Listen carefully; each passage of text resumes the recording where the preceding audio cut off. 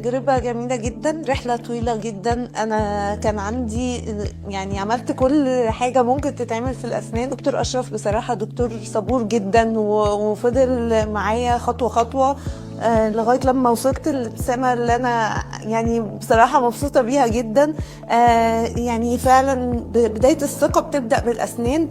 عملت قص لسه، عملت حشوات عصب، عملت حشوات عادية، عملت برد أسنان، زراعة أسنان فوق الممتازة. كنت يعني أكتر حاجة كنت متخوفة منها وزراعة الأسنان. بصراحة بيرفكت. شكرا دكتور أشرف، استحملني كتير جدا، بسط لي الأمور. الزراعة كانت بالنسبة لي حاجة مرعبة، بس مع دكتور أشرف بصراحة يعني فضل يطمني واحدة واحدة.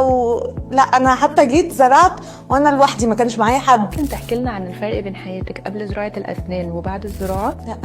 مختلفه تماما. فرق، بقيت بعرف اكل. انا كنت طموحي ان انا اكل تفاح، اكل خيار، نفسي ان انا ابدا اعمل دايت، مع مش بعرف عشان اغلب الدايت بيكون فيه سلطه، مش بعرف امضغ. لا، فرق بين السماء والارض فعلا.